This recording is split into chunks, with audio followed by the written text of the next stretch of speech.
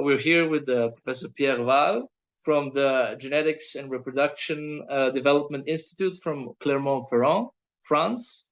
And we're delighted to be joined by him to have this discussion about the amazing careers, which we hope to inspire future early career investigators and just shed more light to what the path towards knowledge and towards career development can be like. So we would start. Thank you, Professor Val, for joining us today, and hello. We will start with the question from the beginning. So how did your journey in science begin, and how did it lead to your current studies in the field of adrenal development and sexual dimorphism? And we would like to get an insight, so behind the scenes, as we can say. Right. So it actually started a bit more than 20 years ago. I was a pre-grad student somehow doing my master's research, and I started working on response of genes to hormones, basically, which was mostly based on tissue culture systems. But I really got hooked by the excitement and the complexity of endocrinology as a whole, and the fact that even though I was doing mostly stuff in cell culture, that it was working as a very intertwined system in vivo. And this is where I decided that this was really something I wanted to do. So that was quite a long time ago. Then I did my PhD on gene regulation, started doing a bit more stuff using mouse models and rats as well. We're doing comparative endocrinology, which sounds very old-fashioned these days, but comparing gene response between rat and mice, and we managed to find response elements that were specific to one species or the other, and this helped us understand how things were working. And from there, I decided I really wanted to do in vivo stuff. So I went for a postdoc in London, where I stayed for about 4 years. And there I did embryonic development, mostly of adrenal glands and gonads, which, as you probably know, share a common progenitor relationship, and development. Yes. So I started working on that. I really was excited about doing all this mouse genetics. It was heavily based on genetics, crossing multiple backgrounds together, and then trying to understand how the adrenal and the gonads were developing. And after that, I applied for a position in France. The French system is a bit specific, so I don't know how relevant this would be for people in Europe overall, but I applied for a CNRS position, which is a full-time researcher position. This is a pretty competitive system in France. You have to have a good CV, good publications, a good project, and also a place where you wanna go. So I succeeded after quite a few trials, and I think this is quite important to say that you have to be persistent. It never happens just the first time, or you have to be very lucky. But I did apply 3 times before getting the position. Eventually, I got the position, and I started working more on adrenal physiology in the adult, but still with the idea that physiology, disease, and development were all intertwined, and that the pathways that were involved in embryonic development were deregulated in tumors, for instance, and were also important for differentiation of the tissue. So that's pretty much how I started this. And then after a while, I was just a researcher working in a team, and then after a while I established my own group, and we worked more heavily on tumor aspects of things, with a very strong focus on mouse models still. So it was somehow a pretty linear journey, but still not that simple, and you really have to be able to start afresh again. You have failures, and you have to start again, and you have to be confident in what you can do at the end of the journey, I guess. Yeah, I guess that's always a very important thing when we touch into the idea, when we are receiving information from more experienced scientists and doctors, we sometimes neglect the path that's been gone through and all of the ups and downs. So I think that is a very important aspect of this type of communication, is to receive all of the realistic feedback, because we know that it's never easy it is easy to talk from a certain position, but it's never easy to understand the full path. So yeah, and on this topic, we would like to hear about your first publication ever. Do My you first, remember it? And do you know yeah, what? I do. I do. The first publication ever was a paper describing regulation of a pretty obscure gene at the time, which is called AKR1B7, which turned out to be a pretty important gene in zona fasciculata, at least in mouse. There's no AKR1B7 in humans, but this was how it was responding to androgens and ACTH. And this was a very basic paper, but it dealt with transcription factors like SF1, which is a key factor for steroidogenesis, also CEBP and CREB factors. So it was all very endocrinology related with ACTH androgens on the other side, and how these two interacted to control how AKR1B7 was expressed. It was published in Endocrinology, which was good journal at the time. I mean, the impact factor has decreased since then, but I still think this is a great journal, and you still see really nice stories in endocrinology. So that was the first paper. It was a long process, lots of experiments, lots of caveats, lots of hurdles as well, but eventually it went through. Fantastic. So do you remember it as a difficult experience, or like a one that was very hard to manifest, or something now looking back at it that was like an easy task, like an easy way?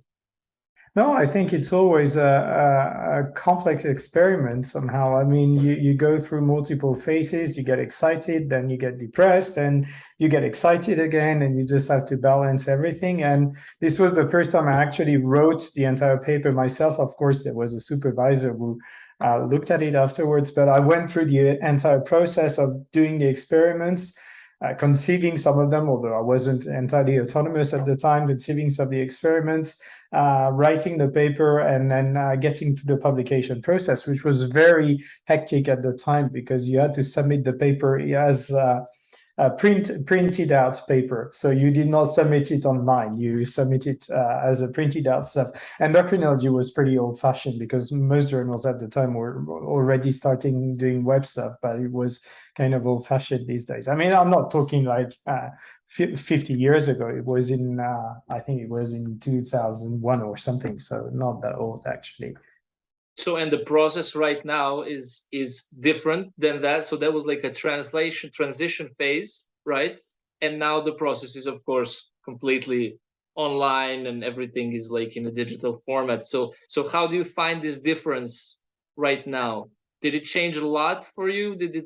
Is it now easier? Is it more difficult? I mean, just the... I think it's easier, clearly. I mean, the process of getting the paper in a publication ready form is easier, but of course the requirements to get a good paper have increased dramatically over the last 20 years. So what we published at the time would be just probably one or two figures in a current paper. So that makes a huge difference. Of course, it's not like we were not working hard. I think it was still hard, but the techniques were very different. The approaches were very different. So everything was taking quite a lot of time.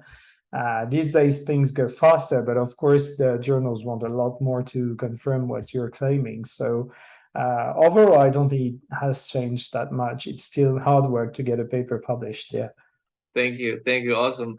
And can you tell us a bit about what do you feel would be some of the key moments, or a key moment in your career? So sometimes it is not something that's like a project or a grant or like a job itself.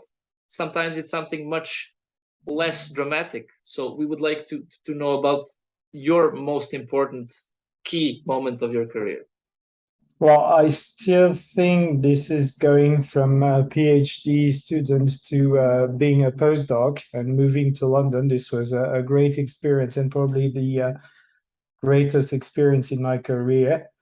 So I think this was that moment really which made a big difference, because you start being a true full-fledged scientist. You start being independent. You start applying for money. I applied for money to get my grant to go for a postdoc and stuff like that. So I think this was really the key moment. And I think also something that it was sort of experiment related, but we had a project a few years ago where we had preconceived ideas. I mean, not preconceived ideas, but based on the literature, we thought that it's a bit technical, but we thought that PKA signaling pathway and Wnt signaling pathway were going to interact positively to trigger development of some tumors in the context of Carney complex, for instance. And it turned out that the first experiment we did was all mouse genetics. So it was kind of what I feel is reliable, more reliable than working in tissue culture. The first experiments we did were saying and telling us an entirely different story, that actually PKA signaling was repressing Wnt signaling. And this was,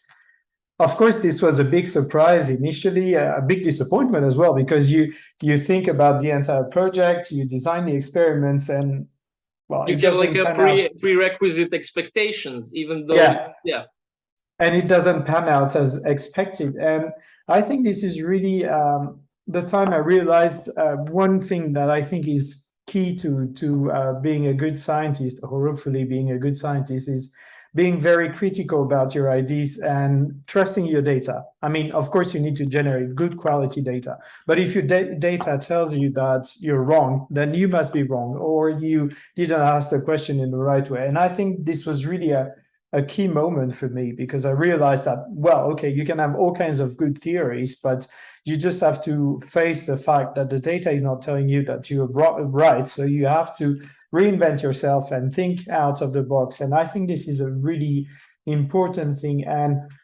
I think the way the system works these days, with a lot of pressure to publish, tends to put people in a position where they cannot really be critical, and they have to stick with their ideas, with the big grants that they've applied for and they've gotten. And I think this is wrong, because you just have to be prepared for surprise.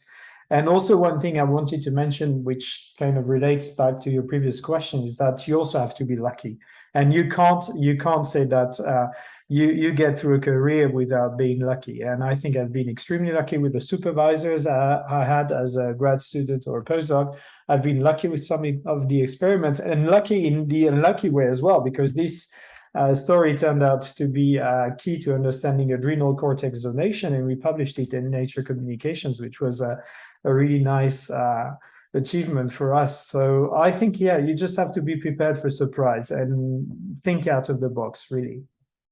Absolutely. And I think a lot of people that will be hearing this and reading this interview are, of course, very familiar with the things that you're doing. So from this perspective, also, it's interesting to hear how some of the expectations were maybe different in the start, but then you adapted. But of course, then again, when we say luck, of course, but a lot of work just makes more room for luck, right? Yeah. So this is one other very, very important thing.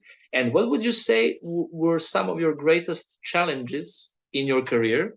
So like until now on, and even right now, maybe, what would be some of like the greatest things that you were facing as like an adversities?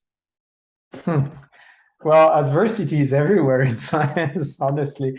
No, I think that the biggest challenge is to get funding for your projects, and to get people working with you on the projects, and getting good people as well, of course. And again, you have to be lucky. Of course, you're somehow provoking your luck, but you have to be lucky to find the right people and the right fit.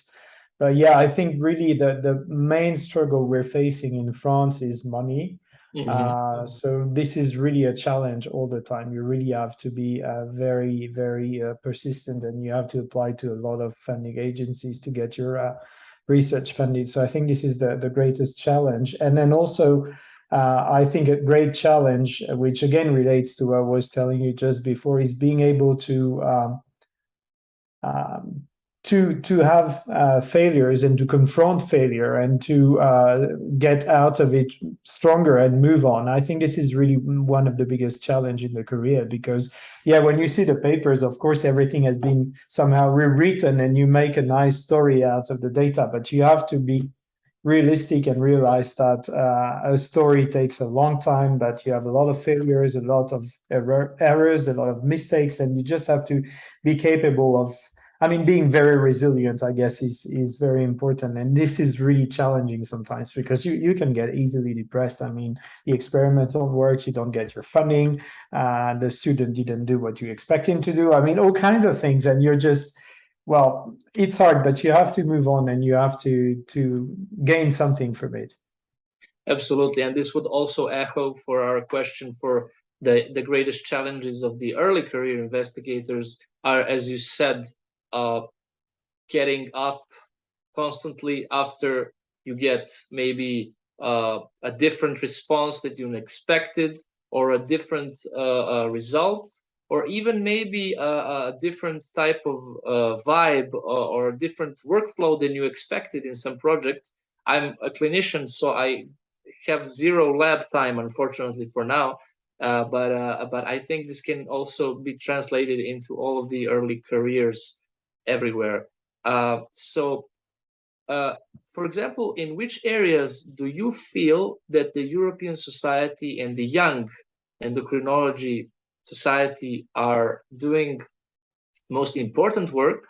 And in which areas do you think there needs to be more bridges or connections? If you understand the question, like what should we work on more in the future, in your opinion? Well, I think you guys are doing a tremendous job with organizing all kinds of events and possibilities for young endocrinologists from the entire Europe to interact together. So I think this is really nice, and this is a very active area of ESE, and I think this should be going on for a long time.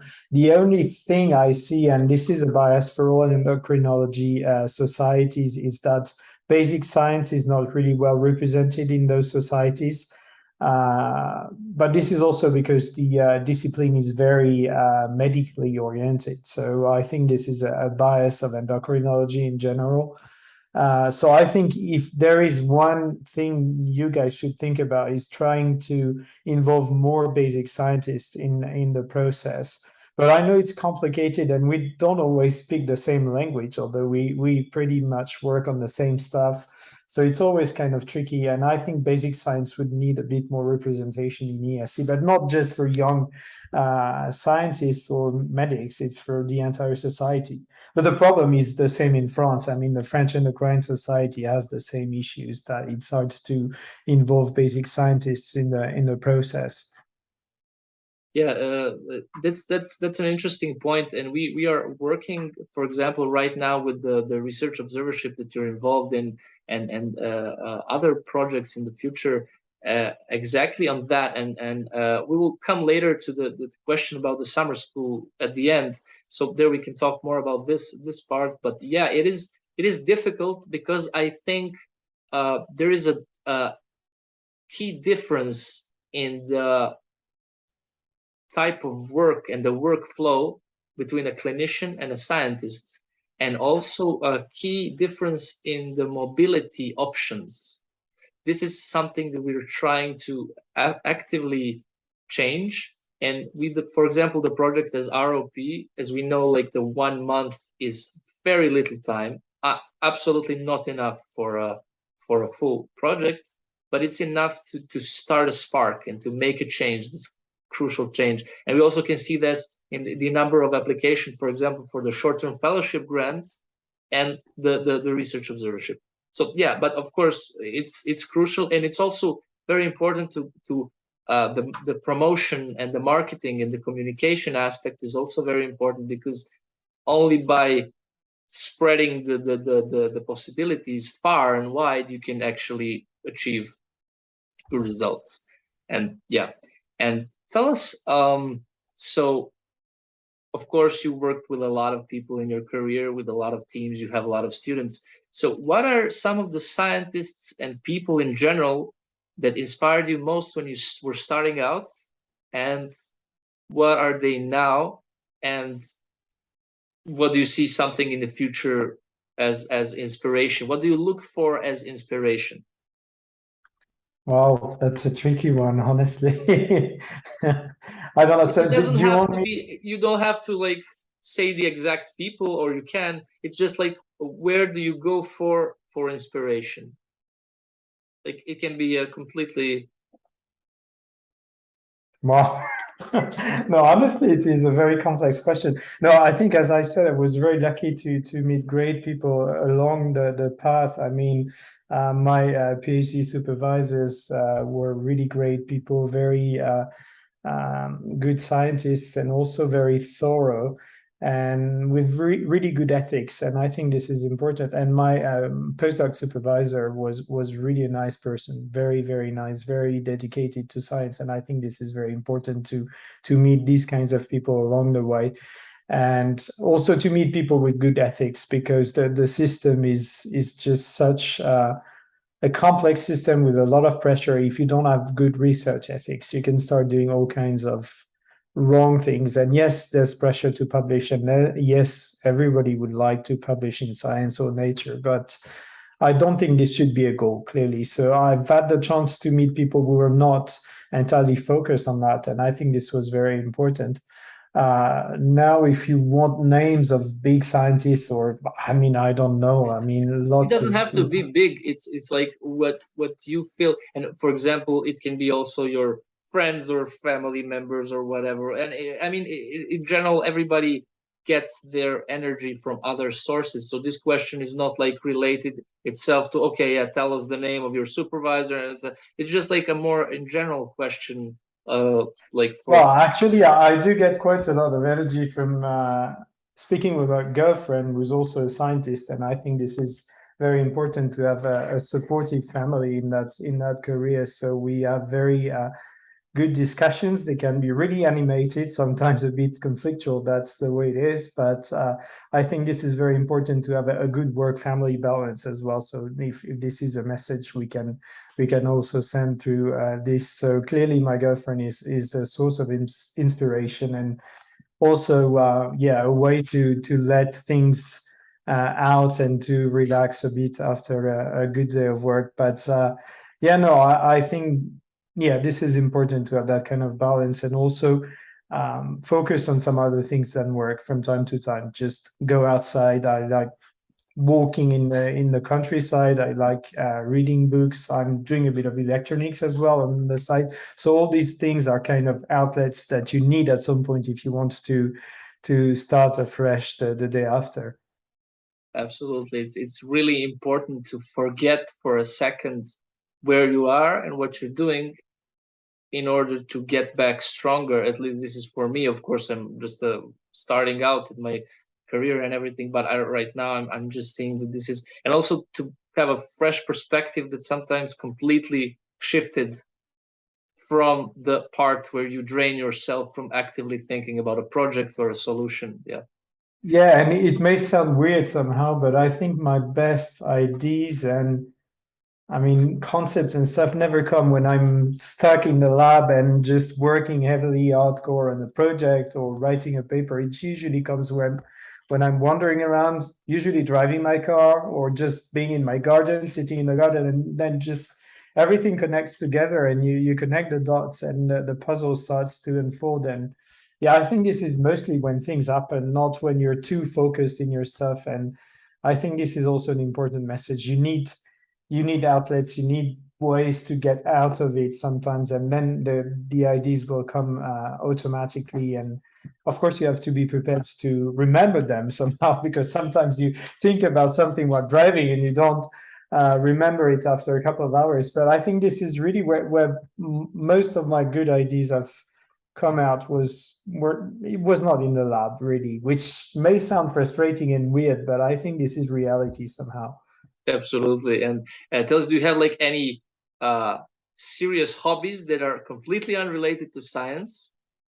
So the only serious hobby that I have, which is unrelated to science, is being a amateur radio. So I communicate with people throughout the world.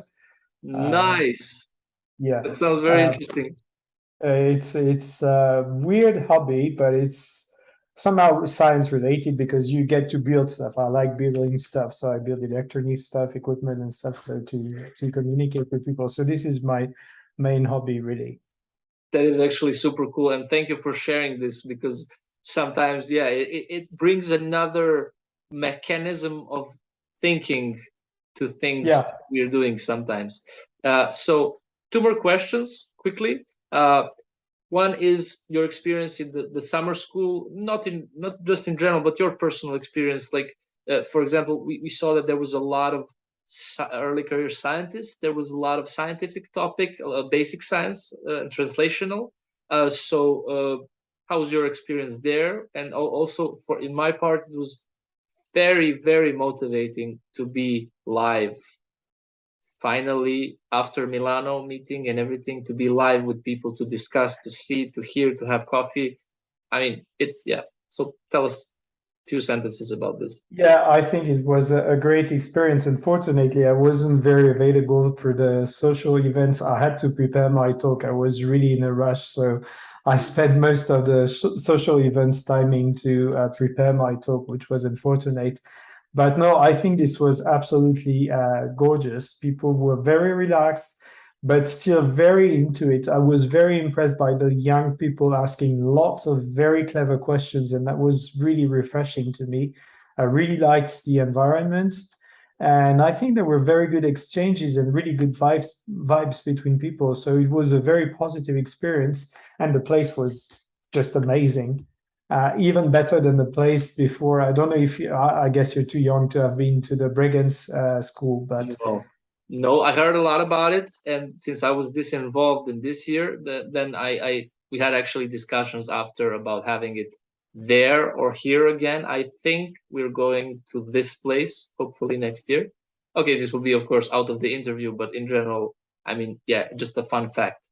Okay, so tell us, what would be your you touched on many things during this interview, which is very motivating to hear. So what would be your some of your final messages, but like not just for basic science, but in general for early career, starting out, starting in various geographic places, starting in various starting vantage points.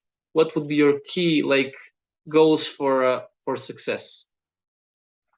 Well, I think the key goals for success is probably, I would say, you have to be excited and positive about what you're doing. So I would say refrain from thinking about getting the next big paper or getting the next big grant. Just try to answer questions. Try to be excited as you can about what you're doing. So try to answer questions, try to solve problems, try to see how things work, and then eventually you realize that this will pan out and you'll get that nice publication and you'll get the money and you'll get your career. But I think this is really important. Be open-minded, be excited, be positive, and be prepared to fail. That's the way it is.